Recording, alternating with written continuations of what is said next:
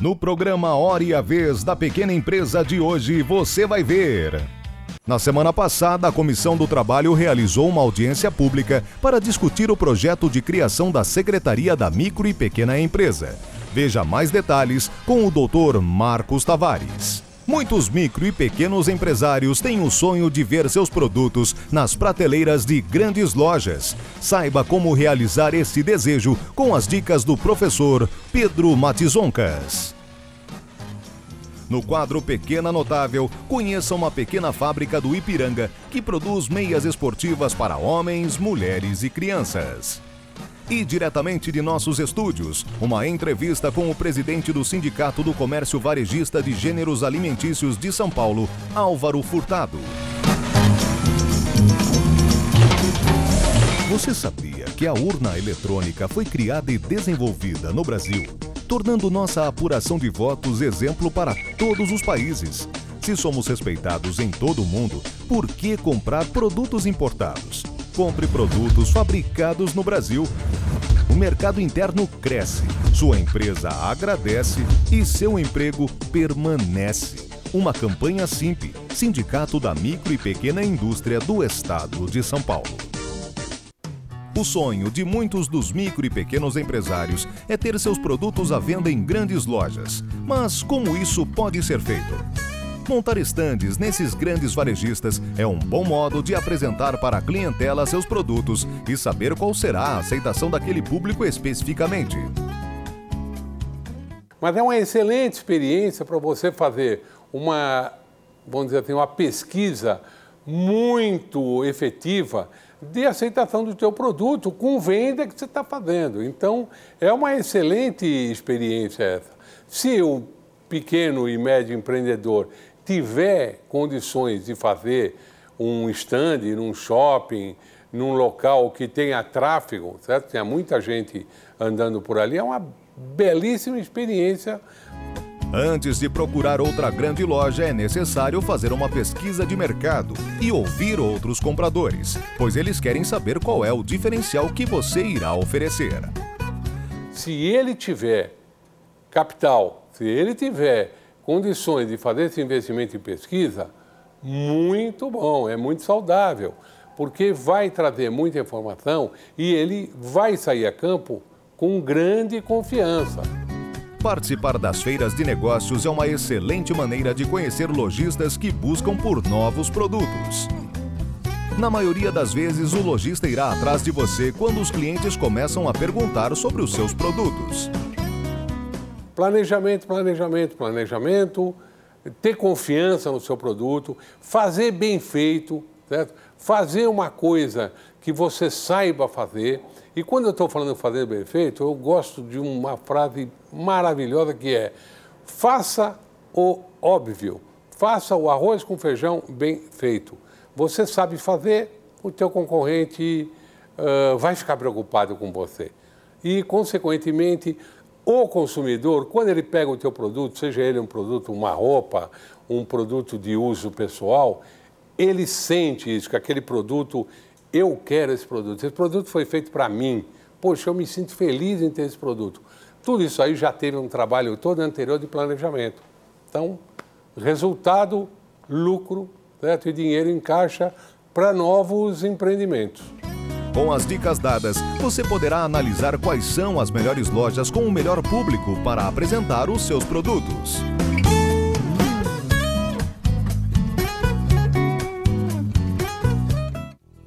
Na semana passada, a Comissão do Trabalho realizou uma audiência pública para discutir o projeto de criação da Secretaria da Micro e Pequena Empresa. Veja mais detalhes com o Dr. Marcos Tavares. Já foi falado anteriormente sobre um projeto de lei relativo à criação da Secretaria da Micro e da Pequena Empresa. Na verdade, a Secretaria é criada com status de ministério. Hoje eu vou detalhar um pouquinho a questão do projeto de lei em si, e não tanto os debates que o norteiam. É um projeto de lei encaminhado pela Casa Civil da Presidência da República, ele tem hoje o número de 865 de 2011, tramitando já na Câmara dos Deputados e trata especificamente, então, desta Secretaria da Micro e da Pequena Empresa, com status de verdadeiro ministério. A importância dessa questão é o reconhecimento da micro e da pequena empresa dentro do cenário econômico brasileiro. A importância da sua atividade, do reconhecimento e do que ela pode fazer dentro desta política de desenvolvimento econômico e social brasileiro. Seja como geradora de empregos, seja na criação de novas empresas, seja na relação com desenvolvimento e tecnologia, realmente se vê a necessidade de políticas próprias e específicas à microempresa, à empresa de pequeno porte, para que realmente haja esse desenvolvimento, a exemplo de muitos outros países aí ao redor do mundo. Esse projeto de lei transfere, portanto, para essa Secretaria de Micro e da Pequena Empresa, Ministério, na verdade, da Micro e da Pequena Empresa, várias atividades, várias atribuições e até departamentos que hoje são focados em outros ministérios. Podemos dar como exemplo a questão da Secretaria ou do Departamento da Micro e da Pequena Empresa, hoje voltado dentro do âmbito do Ministério da Indústria e Comércio, o próprio Fórum Permanente da Micro e Pequena Empresa, hoje sobre também a égide do Ministério do Desenvolvimento, Indústria e Comércio, que passariam então, seriam transferidas as competências sobre os assuntos para a Secretaria da Micro e da Pequena Empresa. Também questões relativas ao associativismo urbano, o cooperativismo e outras nessa natureza, muitos deles que estão hoje no âmbito do Ministério do Trabalho e Emprego, seriam também transferidas para essa Secretaria da Micro e da Pequena Empresa, que, portanto, teria uma amplitude de atribuições ou de competência maior até do que o seu próprio nome dá. Ela trataria das questões relativas ao cooperativismo, a questão específica da micro e da pequena empresa e políticas específicas de exportação, inclusive, para as microempresas e empresas de pequeno porte. No momento, esse projeto tramitando na Câmara está sendo tratado dentro da Comissão de Trabalho, Administração e Serviço Público e já há um requerimento também para que haja um encaminhamento sequencial à Comissão de Desenvolvimento Industrial e Econômico dentro também da Câmara dos Deputados. Esperemos, assim, que essa discussão frutifique e que realmente consigamos, num curto prazo, ter efetivamente a criação dessa secretaria específica da micro e pequena empresa, uma política específica para os micro e pequenos empresários e aqueles também envolvidos nas questões associativas e cooperativas, para que haja um tratamento diferenciado, real para essa categoria e consigamos, assim, alimentar ainda mais o desenvolvimento econômico e social do Brasil, sendo as micro e pequenas empresas também, além de pagadoras de impostos, grandes geradoras de emprego.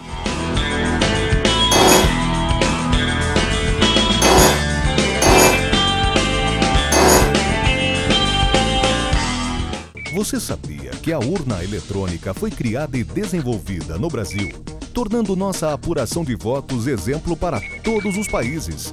Se somos respeitados em todo o mundo, por que comprar produtos importados? Compre produtos fabricados no Brasil. O mercado interno cresce, sua empresa agradece e seu emprego permanece. Uma campanha simples, Sindicato da Micro e Pequena Indústria do Estado de São Paulo. Localizada no bairro do Ipiranga, na cidade de São Paulo, esta empresa fabrica os mais diversos tipos de meias masculinas, femininas e infanto-juvenil. Essa ideia foi minha mesmo, né? Eu criei ela, eu já estava mais ou menos no ramo paralelo e tive a coragem de querer comprar uma máquina e deu certo. Para a fabricação das meias, a empresa investiu em um maquinário de origem italiana, que faz com que os produtos durem por um bom tempo e sejam mais confortáveis aos seus consumidores. Eu fabrico mais ou menos uns 26 modelos, né? De juvenil até modelo adulto, esportiva, meia toalhada, unissex, todos os modelos. A empresa começou com poucos funcionários e em 10 anos de existência ampliou seu espaço e hoje conta com quase 60 profissionais trabalhando. Eu só vendo para outros estados, eu vendo uma boa parte do Brasil. Exportar para fora do país, não, só em mercado interno. Goiânia, eu vendo Goiânia bastante, eu vendo Paraná, São Paulo. Você acaba de conhecer uma pequena notável que trabalha seriamente para deixar os pés de todos os seus consumidores confortável. Confira agora a mais uma entrevista no programa A Hora e a Vez da Pequena Empresa. O nosso convidado de hoje é o Dr. Álvaro Furtado, que é o presidente do Sindicato do Comércio Varejista de Gêneros Alimentícios do Estado de São Paulo. É um prazer tê-lo conosco. Prazer é meu. É um homem que é empresário, tem 45 anos de experiência no segmento e que hoje nós vamos explorar um pouquinho a sua experiência deste comércio varejista de gêneros alimentícios. Se nós olharmos para trás e fizermos uma retrospectiva do passado e do presente, quais seriam os principais pontos que o senhor abordaria da mudança que existiu no seu segmento? Bom, nós temos que pensar que o nosso segmento, há 50 ou 60 anos atrás, era constituído dos chamados armazéns de secos e molhados, das mercearias e dos empórios, que abasteciam a população basicamente de produtos que vinham de fora, porque nós tínhamos uma indústria ainda incipiente. Era um comércio varejista marcadamente ocupado por portugueses e italianos imigrantes que se adequavam bem a esse tipo de comércio. Isso foi evoluindo e nos anos 60, aquilo que já era antigo nos Estados Unidos chegou ao Brasil, que foi o autosserviço. Foi quando o consumidor passou a fazer as compras sem o auxílio do vendedor, no chamado self-service. A partir daí houve um desenvolvimento enorme no segmento. Surgiram as primeiras lojas de supermercados, o Sirva-se, o Peg Pack, que não existem mais. Essas lojas se constituíram ao longo do tempo em redes, são as grandes redes de hoje, a rede Pão de Açúcar, depois vieram os estrangeiros, o Carrefour, hoje nós temos o Walmart e, concomitantemente a isso, o comerciante menor, médio, se evoluiu também, passou da loja do armazém de secos e molhados, do empório, do mercadinho, para a sua loja de autosserviço, se adequando exatamente ao modelo que a população queria. Então, ou seja, saiu de uma coisa de 40, 50 anos atrás, que era um atendimento pessoal, um atendimento balcão, um antigo secos e molhados, para as redes de supermercado. Exato. Isso, se você pensar que nós estamos em São Paulo, a São Paulo, é até curioso nós falarmos isso, esse ano a entidade nossa está fazendo 80 anos. Parabéns. De 31 a 2011, 80 anos. Então nós estamos olhando exatamente isso, o que acontecia no início da vida dela e o que está acontecendo agora. Estamos até trabalhando numa publicação que vai contar essa história. E o que aconteceu? São Paulo era uma cidade pequena. A cidade da minha mocidade era uma cidade que se podia andar tranquilamente, e as relações de bairro eram relações tranquilas, a cidade não tinha explodido. De 70 para cá a cidade explodiu, cresceu esse crescimento todo, e as relações passaram a ser menos pessoais. Quais são os grandes desafios hoje do segmento? Vamos começar com a grande polêmica que está hoje na imprensa, que é o saco plástico nos supermercados. Qual a posição da entidade que o senhor preside? A posição do Sincovag é uma posição clara no sentido de apoiar as medidas de restrição ao uso do saco plástico não biodegradável. Todos nós temos que ter uma preocupação com a sustentabilidade e com o meio ambiente. Decididamente não é possível mandar para os nossos lixões, ou quando nós tivermos usinas de compostagem suficientes, aquela quantidade brutal de sacos plásticos que não levam anos e anos para serem absorvidos, ou tem componentes químicos que, para serem incinerados, causam mal à saúde. Então nós temos que trabalhar, buscar mecanismos de sustentabilidade. Então nós temos que ser favoráveis. É uma questão difícil, porque nós temos que mexer com cultura da população. O supermercado é o grande fornecedor do saco plástico para todos os cestos das casas das pessoas. Esse saco plástico vai custar caro a partir deste fim de ano, do ano que vem. O saco plástico que hoje é dado de graça vai custar.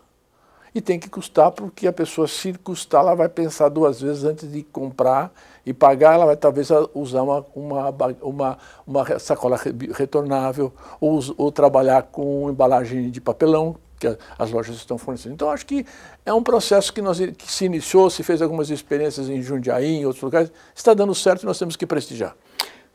Dentro dos desafios que se apresentam ao setor, quais seriam os principais que o senhor colocaria? Nós estávamos conversando antes da entrevista, o senhor estava dizendo do problema de desperdício, do problema de furto, do problema de filmagem, enfim, vários pontos que a gente gostaria de abordar aqui rapidamente. Vamos pensar o seguinte, o supermercado, vamos falar do equipamento que é o principal equipamento de abastecimento da população brasileira hoje, na área de alimentos. O supermercado é uma vitrine aberta para o consumidor e para todo tipo de medida do Poder Legislativo, do Executivo e do Judiciário. É uma grande janela onde todo mundo se acha no direito de jogar uma pedrinha.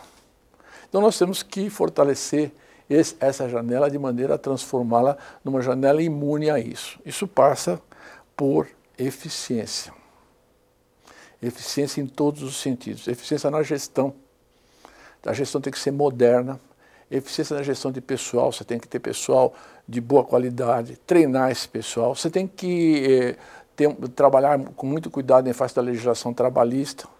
O pessoal que trabalha no supermercado, o comerciário, é um profissional muito exigido, porque o trabalho no supermercado é um trabalho pesado e você tem que saber como trabalhar com isso. É um parceiro indispensável, sem um bom relacionamento da equipe com o empresário e com o consumidor, a empresa não vai para frente. Então, há uma série de coisas que tem que... Outra coisa, um setor que trabalha com uma margem de lucro final muito pequena, porque é altamente concorrencial, é o que todo mundo compra. Todos nós compramos no supermercado.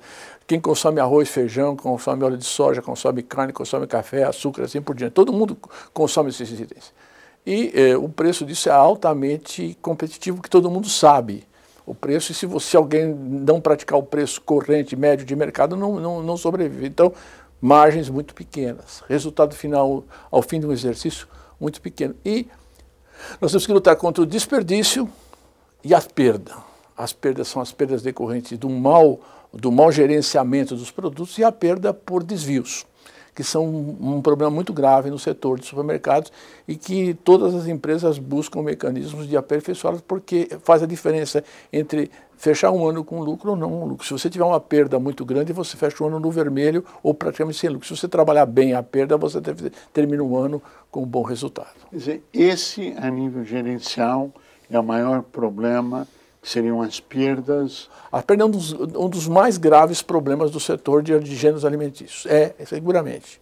E a segunda maior questão... Olha, uma coisa que é importante é o seguinte, o empresário, nós temos que olhar o mercado, o mercado como ele é. Nós temos microempresários que funcionam com pequenos negócios, com pouquíssima área de atuação, nas vizinhanças, o supermercado médio e as grandes lojas. Existe uma convivência entre eles. Por quê?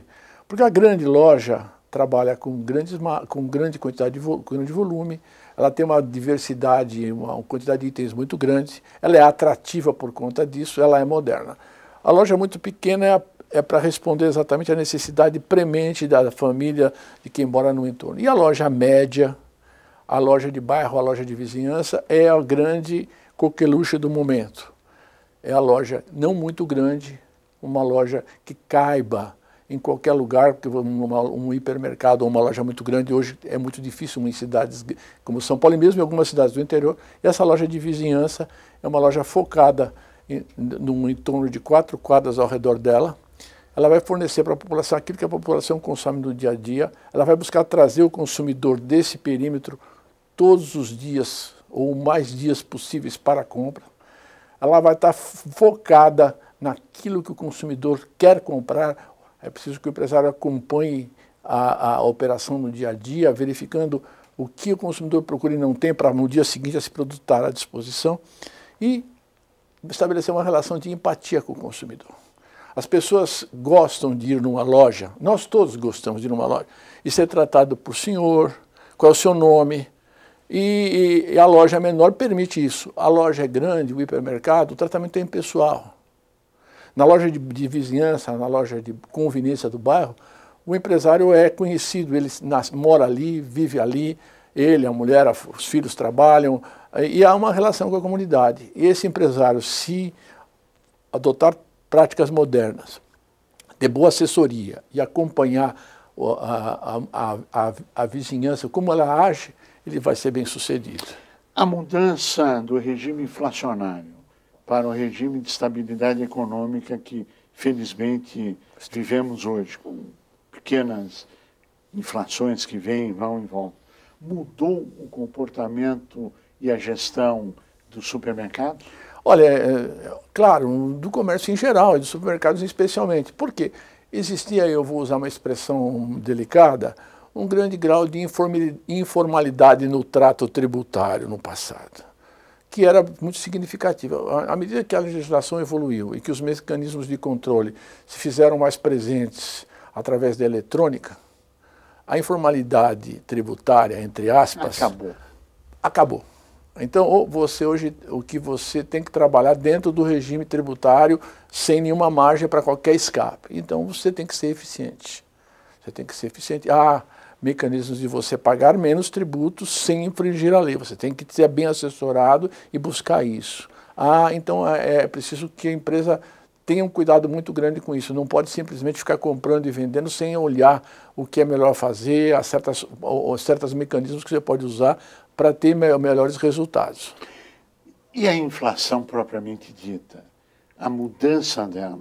Porque no passado se comprava a prazo, se vendia à vista e se ganhava mais do mercado financeiro do que na própria operação em várias vezes.